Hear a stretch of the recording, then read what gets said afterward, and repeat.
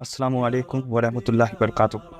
हाल ही में मैं सूरा बकरा का इंग्लिश तर्जुमा पढ़ रहा था और ये कोशिश कर रहा था कि मैं सूरा को बहुत डीपली समझूं और मुझसे कोई डिटेल्स मिस ना हो। और अल्लाह के फजल व करम से मुझे सूरा बकरा की आयत नंबर 102 से लेकर आयत नंबर 104 तक ऐसे 7 अमेजिंग डिटेल्स मिले जो आपको बिल्कुल मिस नहीं करनी चाहिए।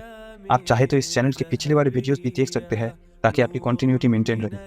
चलिए बिना वक्त को ज़ाया किए बिस्मिल्लाह करते हैं।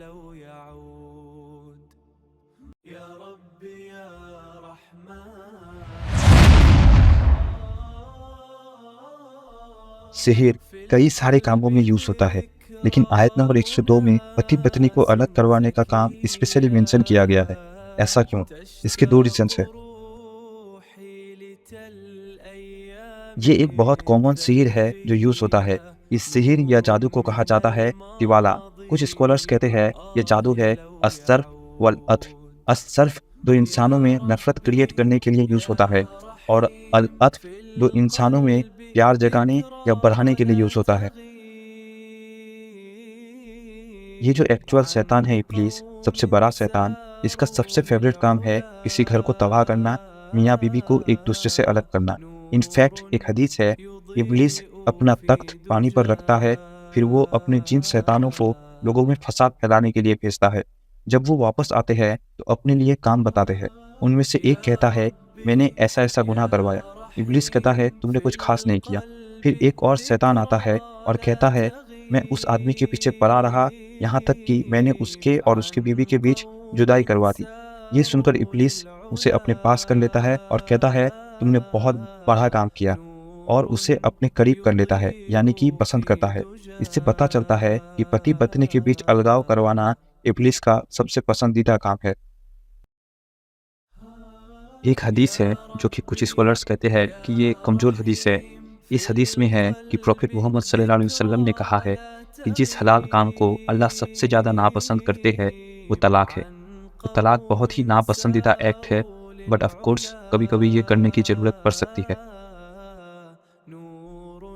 आयत नंबर 103 में अल्लाह कहते हैं और अगर वो ईमान लाते और तकवा अपनाते तो अल्लाह की तरफ से मिलने वाला सवाब उनके लिए कहीं बेहतर होता। तकवा क्या है? पहले तकवा का लिंग्विस्टिक मतलब जानते हैं। तकवा जो वर्ड है वो आता है वर्ड वका से, जिसका मतलब है प्रोटेक्ट करना या बचाना। तो किससे बचाना? खुद को अल्लाह के गुस्से से बचाना, जहन्नम से बचाना और गुनाहों से बचाना। कैसे खुद को बचाए? सच को फॉलो करके। अली इब्न अबी तालिब रदियल्लाहु अन्हु ने कहा तकवा ये है कि इंसान अल्लाह की अज़मत से डरे, वही पर अमल करे, थोड़े में खुश रहे और रुखसत होने की दिन की तैयारी करे। तकवा के बारे में बहुत से स्कॉलर्स बहुत कुछ कहते हैं। एक बहुत अच्छा एग्जाम्पल है, हालांकि मुझे इस एग्जाम्पल का सही सोर्स नहीं मिला, लेकिन तकवा को हम इस एग्जाम्पल से बहुत अच्छे से समझ सकते हैं। सोचो कि आप एक ऐसे सड़क पर खड़े हो जो कांटों, नुकीली चीज़ों और ख़तरनाक चीज़ों से भरी हुई है। अब अपने आप को अंधा या पट्टी बंधी हुई हालत में सोचो। इसमें कोई शक नहीं आप खुद को चोट पहुंचा लेंगे। अब सोचिए कि कोई है जो आपको गाइड कर रहा है।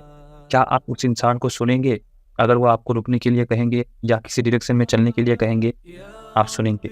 ये रोड आपकी ये ज़िंदगी है। ये कांटे, नुकीली और ख़तरनाक चीज़ें, लालच, गुनाह और नुकसान देने वाली चीज़ें हैं जो आपको गुमराह करते हैं। वो गाइड कौन है? वो गाइड है अल्लाह का किताब और मोहम्मद सल्लल्लाहु अलैहि वसल्लम का सुन्नत। अल्लाह की किताब और मोहम्मद सल्लल्लाहु अलैहि वसल्लम की सुन्नत को वैसे फॉलो करो जैसे आप उस गाइड को फॉलो करते। यही तकवा है। आयत नंबर 103 में अल्लाह कहते हैं और अगर वो ईमान लाते और अल्लाह से डरते तो अल्लाह की ओर से मिलने वाला सवाब कहीं बेहतर होता। काश वो जानते। अल्लाह ने यहाँ पर कहा काश वो जानते, लेकिन वो तो जानते थे, क्योंकि अल्लाह ने पिछले आयत में कहा लेकिन बनी इज़राइल अच्छी तरह से जानते थे कि जिसने जादू को अपनाया उसका आखिरत में कोई हिस्सा नहीं। तो क्या वो जानते थे या नहीं जानते थे? हम में से बहुत लोग हैं जो जानते हैं गुनाह करना गलत है, फिर भी कर लेते हैं। जो नॉलेज आपको गुनाह करने से रोक नहीं पा रहा वो एक्चुअल नॉलेज नहीं है। सूरह निसा में अल्लाह कहते हैं जो लोग नादानी में गुनाह करते हैं। अल्लाह का ये मतलब नहीं है कि आपने गुनाह किया और आपको पता नहीं था कि ये एक गुनाह है। इसका मतलब ये है गुनाह करने वाला इंसान जब गुनाह कर रहा होता है तो वो नादानी या अज्ञानता के हालत में होता है। तो जब कोई इंसान एडल्ट्री कर रहा होता है तो वो नादानी में है। वो नादान इस बात से नहीं है कि एडल्ट्री गलत है, वो नादान इस बात से है कि इस गुनाह का नतीजा क्या होगा। वो नादान है उस गुनाह की असली नेचर से। वो नादान है ये जानने से कि ये गुनाह कितना बुरा है। फिर भी अगर कोई उससे पूछे ये हलाल है या हराम, तो वो कहेगा ये हराम है। लेकिन ये कोई ऐसा नॉलेज नहीं है जो उसको फ़ायदा दिलाता है। इसलिए हमारे नबी दुआ मांगा करते थे, अल्लाहुम्मा इन्नी असअलुका इल्मन नफ़ियन, या अल्लाह मैं तुझसे ऐसे नॉलेज का सवाल करता हूँ जो फ़ायदेमंद हो। तो जब अल्लाह आयत नंबर 102 में कहते हैं कि बनी इज़राइल अच्छी तरह से जानते थे, तो वो सिर्फ ये जानते थे कि जादू करना गलत है। और जब अल्लाह आयत नंबर 103 में कहते हैं कि काश वो जानते, तो वो उस नॉलेज के बारे में बात कर रहे हैं जो उनको फ़ायदा पहुँचाता। आयत नंबर 104 में अल्लाह कहते हैं, या अय्युहल्लज़ीना आमनू, यानी कि ए ईमान वालो। अब्दुल्ला इब्न मसूद रज़ी अल्लाहु अन्हु कहते हैं, अगर आप ये पुकार सुनते हैं ए ईमान वालो, तो ध्यान देना, क्योंकि या तो कुछ अच्छा बताया जाएगा जो हमें करनी चाहिए, या तो कुछ बुरा बताया जाएगा जो हमें बिल्कुल नहीं करनी चाहिए।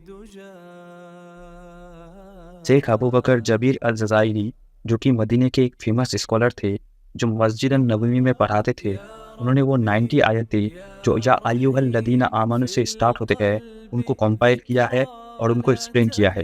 इस किताब का नाम है निदाअतुर रहमान ली अहलिल ईमान।